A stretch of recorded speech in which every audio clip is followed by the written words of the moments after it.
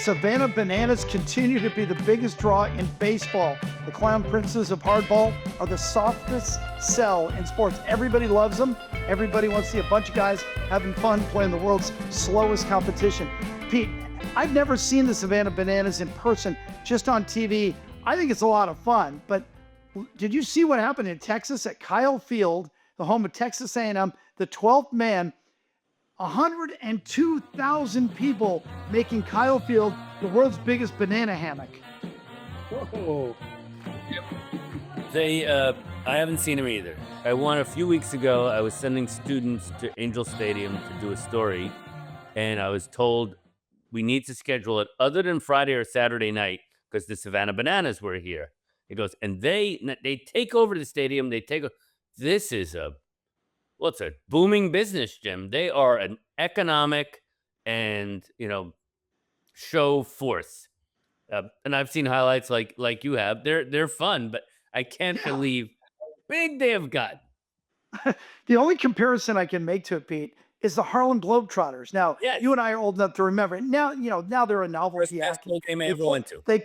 They play between the circus at the local civic center, that kind of thing. But there was a time when the Globetrotters, I remember when they went to Europe, I think they played in Germany, in Berlin, and drew 100,000 people. They just made a makeshift basketball court outside because they didn't have any stadiums big enough.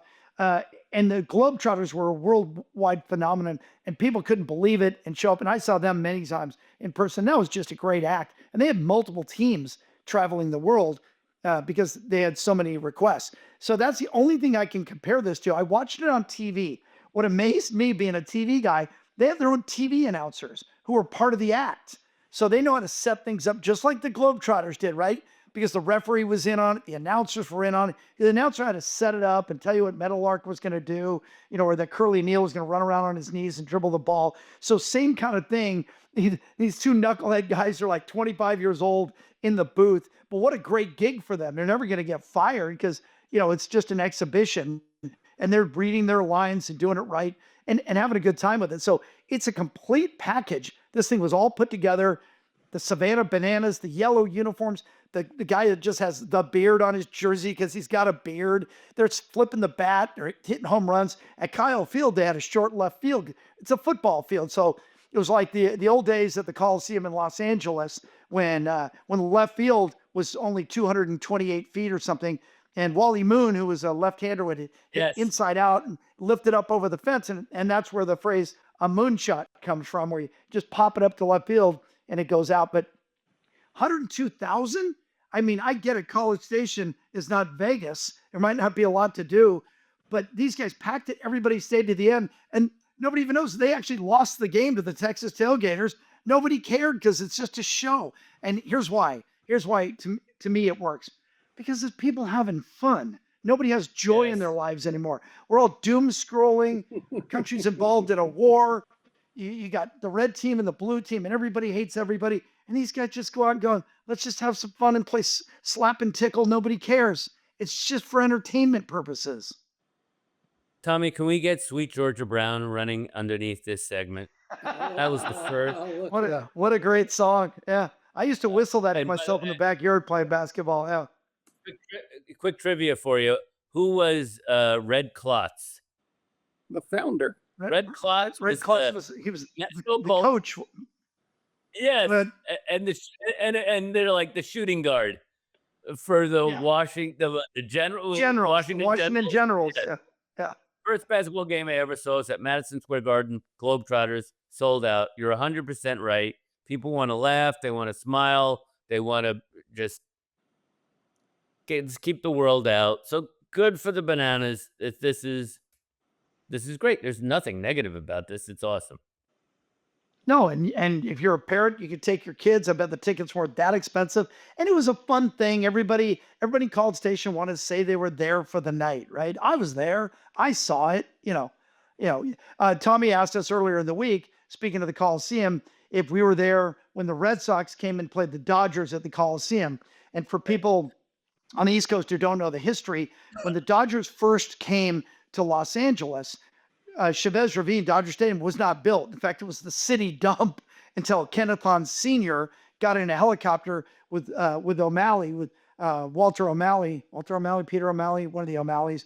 And they were going to fly out to Malibu. They were going to build Dodger Stadium in Malibu. As they took off out of downtown, he goes up over Chavez Ravine. Chavez Ravine was where a lot of Mexican migrant workers lived.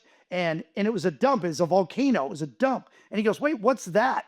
And Kenaton, who was mayor or head of the city council, said, no, you don't want that. That's a city dump. And O'Malley said, wait, I'm from New York. I want my stadium downtown, because he didn't understand there is no downtown in LA. Right. Nobody went to downtown. It's the west side that he wanted to be on. So he made the mistake back in the day, and he said, no, I want that place. And then they kicked out all those Mexican migrant workers, eminent domain. They kicked them all out, right? Pretty funny now because the Doyers are so popular with Mexican Americans. And it was if you look back horrible. at the history, how but the Dodgers played, they didn't have Chavez Ravine, so they played at the Coliseum for 4 years until the stadium got built. No, the Mexican community hated the Dodgers for 25 years. Fernando Valenzuela patched all that up. Little son. Yeah, and then they ruined his career. Well, sort of.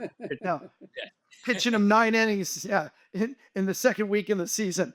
So I don't know, but so here's the thing with the Bananas. This will be the last time they draw big crowds, Pete.